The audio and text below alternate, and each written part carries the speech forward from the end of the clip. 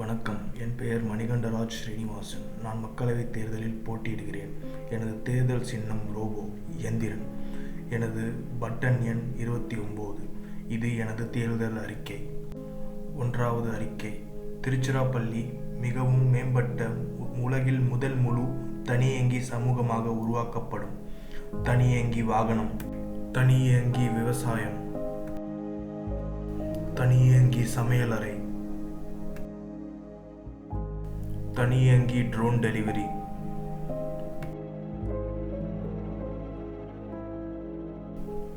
கட்டிடத்தின் தனியங்கி 3D assembly, தனியங்கி சாலை அமைத்தல்,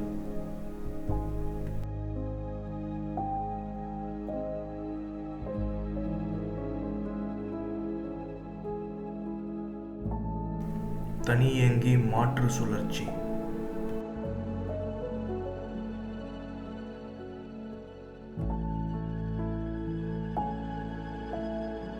தனியங்கி ஜப்பானிய கழிப்பறை,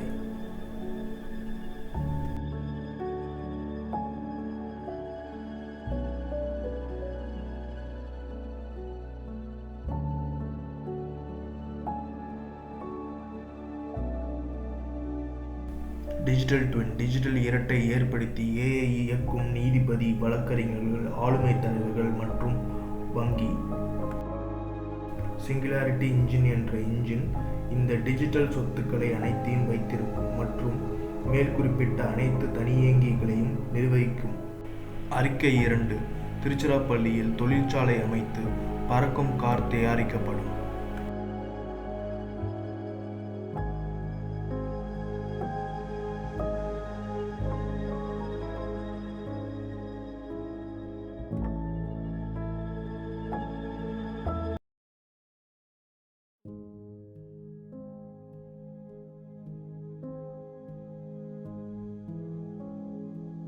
அறிக்கை 3. திருச்சியில் லெமோரியன் ஸ்டுடியோ நிறுவப்படும். இது AR/VR, CGI, motion graphics, 3D animation செய்யும். இது கோடம்பாக்கத்தின் அற்புதம் என்று அழைக்கப்படும்.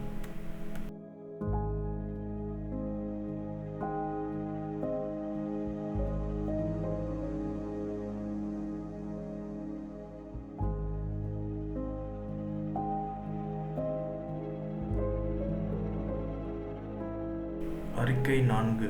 நிர்வாக தீர்வுக்கான ஹெல்ப்லைன். இது அனைத்து நிர்வாக பிரச்சனைகளையும் தீர்த்து வைக்கும். அறிக்கை 5. திருச்சியில் மனித உருவ துப்பாக்கி எய்திய ரோபோ ஆர்மியை அமைத்து பாதுகாப்பு வழித்தடம், அதாவது டிஃபென்ஸ் காரிடர் அமைக்கப்படும்.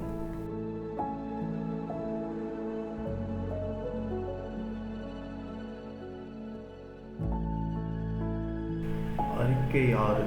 துவாக்குடி, சமயபுரம், பஞ்சப்பூர் மற்றும் அயலூரை இணைக்கும் 45 கிலோமீட்டர் தூரத்தை இணைக்கும் மெட்ரோ வழித்தடம் மற்றும் பொன்மலைப்பட்டி ரயில்வே பணிமனை நவீனமயமாக்கல். அறிக்கை 7.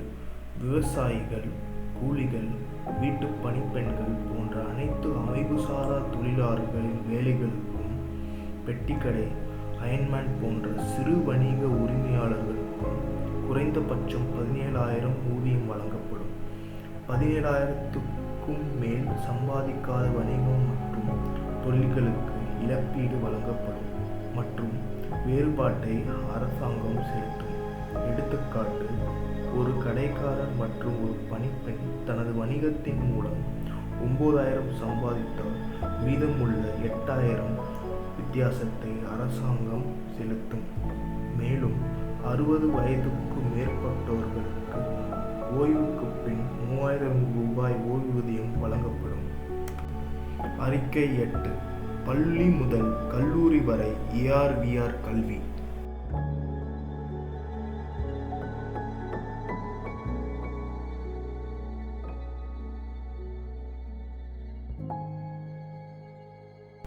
அறிக்கை 9. பொறியியல் கல்லூரி படிக்கும் மாணவர்கள் படிக்கும் முதல் நாளிலேயே பணியமர்த்தப்படுவார்கள். வேலைக்கான ஊதியத் தொகை அவர்களுக்கு வழங்கப்படும் மற்றும் திருச்சி இளைஞர்களுக்கு 60% வேலைவாய்ப்பு இடஒதுக்கீடு அரசு மற்றும் தனியார் வேலைகளுக்கு கொடுக்கப்படும். அறிக்கை 10. பொது நீச்சல் குளம் மற்றும் தீம் பார்க் திருச்சியில் திறக்கப்படும். அறிக்கை 11. மூத்த குடிமக்கள் பராமரிப்பு மற்றும் அனாதான இல்லங்களை அரசு நடத்தும். அறிக்கை 12. உலகளாவிய இலவச மருத்துவமனை மற்றும் காப்பீடு. அறிக்கை 13. ஸ்மார்ட் போன், ஸ்மார்ட் வாட்ச் மற்றும் மத அமைப்புகளை பயன்படுத்தி மகிழ்ச்சி மற்றும் ஆரோக்கியம் மதிப்பீடுகள் கணிக்கப்படும். இவ்வணிப்பின் மூலம் மகிழ்ச்சி மற்றும் ஆரோக்கியம் உயர்த்தப்படும். நன்றி. வாக்களிப்பீர் எந்திரனுக்கு. பக்தன் 29.